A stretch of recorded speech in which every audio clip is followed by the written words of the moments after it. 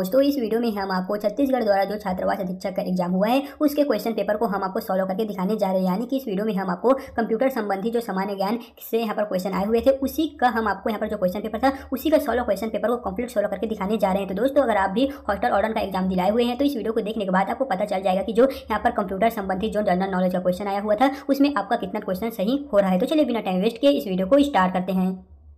तो दोस्तों यहाँ पर आपको देखने को मिलेगा जहाँ पर है part a computer related general knowledge, computer संबंधी सामान्य ज्ञान, यानी कि जो यहाँ पर छात्रावास अधीक्षक के क्वेश्चन पेपर में कंप्यूटर से यहाँ पर जनरल नॉलेज के क्वेश्चन आए हुए थे, जो टोटल यहाँ पर 30 नंबरों के टोटल यहाँ पर 30 क्वेश्चन थे। तो दोस्तों उसी का हम आपको कंप्लीट सॉल्व करके दिखाने जा रहे हैं। तो यहाँ पर आपको जो फर्स्ट क्वेश्चन में है वहाँ पर आपको देखने को मिलेगा जहाँ पर है निम्नलिखित का मिलान करें। यहाँ पर आपको सूची फर्स्ट और सूची सेकंड देखने को मिलने वाले हैं। एंड अगर आप इंग्लिश मीडियम से हैं तो आपको यहाँ पर लेफ्ट की ओर देखने को मिलेगा। एंड अगर आप हिंदी मीडियम से हैं तो यहाँ पर आपको राइट की ओर देखने को मिलेगा। आप जिस भी मीडियम से हैं वहाँ से अपना जो आंसर है उसे मिलान कर सकते हैं। हम आपको दोनों मीडियम का ही यहाँ पर दिखाने जा रहे हैं। तो आपको जैसा कि यहाँ पर आपको देखने को मिलेगा निम्नलिखित का मिलान कीजिए। ऑप्शन यहाँ पर ए है ऑडियो, ऑप्शन बी है वीडियो, ऑप्शन सी है मूल पाठ, ऑप्शन डी है सीडी या डीवीडी। तो यहाँ पर आपको सूची 2 में देखने को मिलेगा जो यहाँ पर फर्स्ट, सेकंड, थर्ड, फोर्थ इस तरह यहाँ पर आपको ऑप्शन देखने को मिलने वाले हैं। तो आपको मिलान करना है कि कौन सा इसका सही है। तो आपको ऑप्शन देखने को मिलेगा यहाँ पर है ऑप्शन ए बी हो जाएगा दोस्तों, ए चौथा में आ जाएगा और जो बी है वो तीसरा में आ जाएगा। एंड जो यहाँ पर सी है वो दूसरा में आ जाएगा और जो यहाँ पर डी है वो यहाँ पर पहला में आ जाएगा। इस तरह यहाँ पर जो करेक्ट है वो करेक्ट मिलान है। तो आपको यहाँ पर जो क्वेश्चन है वो इसका जो सही आंसर है वो ऑप्शन नंबर ए में देखने को मिल जाएगा। तो चलिए अब हम बढ़ते हैं नेक्स्ट क्वेश्चन की ओर,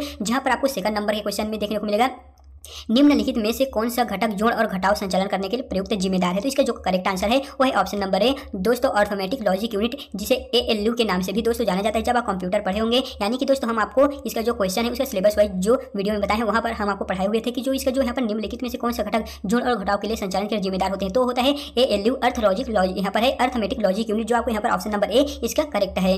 फिर यहाँ पर आपको नेक्स्ट क्वेश्चन में देखने को मिलेगा यानी कि थर्ड नंबर के क्वेश्चन में आपको देखने को मिलेगा निम्नलिखित में से कौन सा कथन सही है। यहाँ पर आपको 4 कथन देखने को मिलने वाले हैं, जिसका जो करेक्ट आंसर हो जाएगा वो दोस्तों होगा ऑप्शन नंबर यहाँ पर डी हो जाएगा उपरोक्त सभी। यानी कि यहाँ पर जो दिया हुआ है ईमेल के टू फील्ड में आप जितने चाहे उतने एड्रेस शामिल कर सकते हैं या उतने एड्रेस जितने की ईमेलिंग सिस्टम द्वारा अनुमत किए गए हैं, ये भी सही है। फिर सेकंड है एक ही ईमेल एड्रेस को टू और सीसी दोनों फील्डों में नहीं डाला जा सकता, ये भी करेक्ट है। फिर थर्ड है ईमेल में BCC फील्ड में प्राप्तकर्ता के ईमेल एड्रेस अन्य प्राप्तकर्ताओं को दिखाई नहीं देता है। तो दोस्तों ये भी सही है। तो इसका जो करेक्ट आंसर हो जाएगा वो है उपरोक्त में से सभी, ये तीनों जो को दिया हुआ है वो तीनों ही करेक्ट है। तो इसका जो राइट आंसर है वो है ऑप्शन नंबर डी। एंड अगर आप इंग्लिश मीडियम है तो भी आपको यहाँ पर ऑप्शन नंबर डी ही करेक्ट लगा लेना है। एंड इस वीडियो को कैसे और कहाँ से डाउनलोड करना है हम आपको वीडियो के एंड में बताएंगे, तो इसके लिए आपको वीडियो के तक बने रहना है।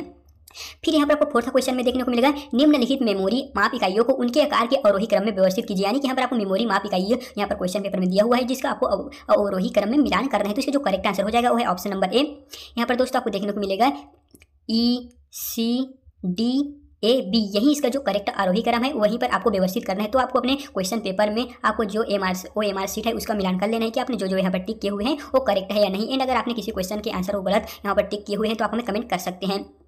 एंड आपका जो क्वेश्चन पेपर है उसमें कितना नंबर आ रहा है दोस्तों आप हमें कमेंट कर सकते हैं। हम देखेंगे कि आप यहाँ पर कितना सही किए हैं और कितना गलत किए हुए हैं। तो आप जितना नंबर पा रहे हैं उनको आप हमें कमेंट करके कमेंट बॉक्स में बता देना है। फिर यहाँ पर आपको फिफ्थ क्वेश्चन में देखने को मिलेगा वर्ड प्रोसेसर में मेल मर्ज ऑपरेशन परफॉर्म करने का जो सही क्रम है वो क्या है। तो इसका जो राइट आंसर है वो है ऑप्शन नंबर बी।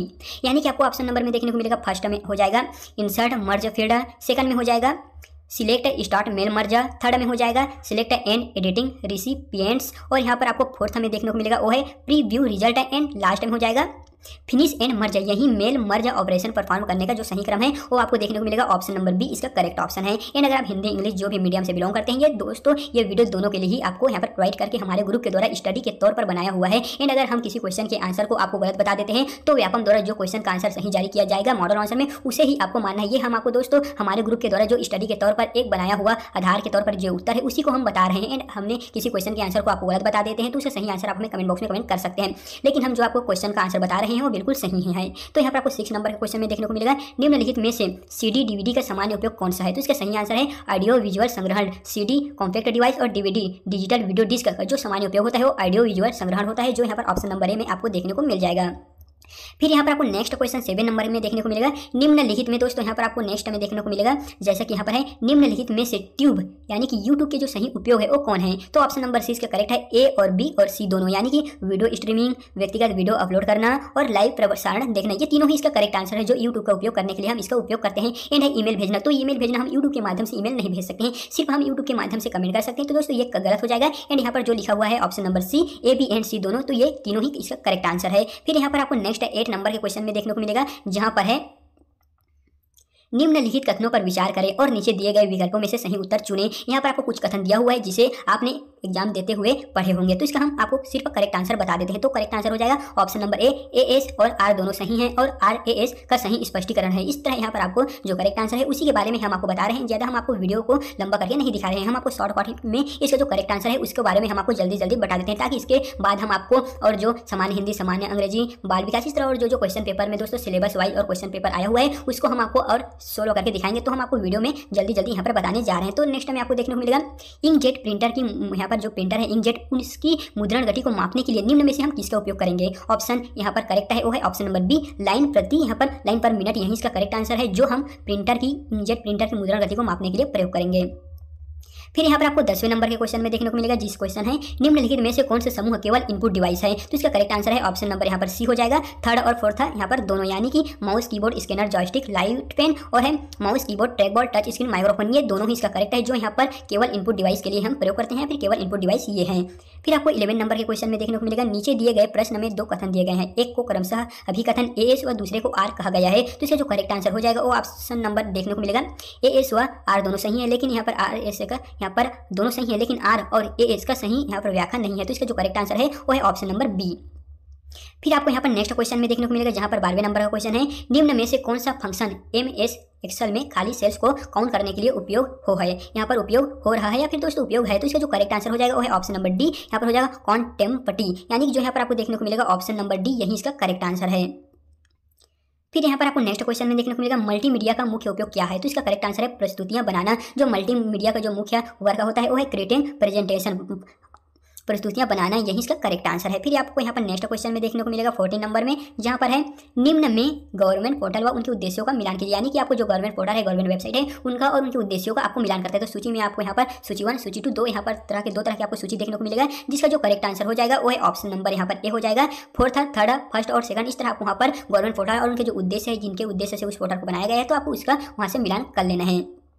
जिसके बाद दोस्तों आपको यहाँ पर नेक्स्ट क्वेश्चन में देखने को मिलेगा, जहाँ पर है स्टैटिक रैम और डायनामिक रैम के संबंध में निम्नलिखित प्रश्नों पर विचार कीजिए, यानी कि आपको यहाँ पर दो रैम देखने को मिलेगा, फर्स्ट है स्टैटिक रैम और सेकंड है डायनामिक रैम। तो आपको दोनों में संबंध का मिलान करना है। तो इसका जो करेक्ट आंसर हो जाएगा वो आपको देखने को मिलेगा यहाँ पर है ऑप्शन नंबर बी, केवल फर्स्ट और थर्ड सही है, यानी कि यहाँ पर आप जब नीचे की ओर आएंगे तो यहाँ पर आपको देखने को मिलेगा स्टैटिक रैम और डायनामिक रैम की तुलना में धीमी होती है, स्टैटिक रैम कैपेसिटर्स का उपयोग करता है। तो दोस्तों ये दोनों ही यहाँ पर सही है और ये दो हो जाएगा, ये गलत है, रॉन्ग है। तो इसका जो करेक्ट आंसर है वो है फर्स्ट और सेकंड सही, तो ऑप्शन नंबर 20 का करेक्ट है। तो दोस्तों हम यहाँ पर 16, 17, 18 इस तरह और जो क्वेश्चन है उसके बारे में हम आपको नेक्स्ट वीडियो में अपडेट करेंगे। यह वीडियो लंबा हो जाएगा, इसलिए हम आपको इस वीडियो में पूरा प्रोसेस करके नहीं दिखा रहे हैं। 15 से जो 30 तक का और क्वेश्चन है उसके बारे में हम आपको नेक्स्ट वीडियो में बताएंगे। तो इस वीडियो में बस इतना ही। तो चलिए फिर मिलते हैं इसी तरह के एक नए वीडियो के साथ।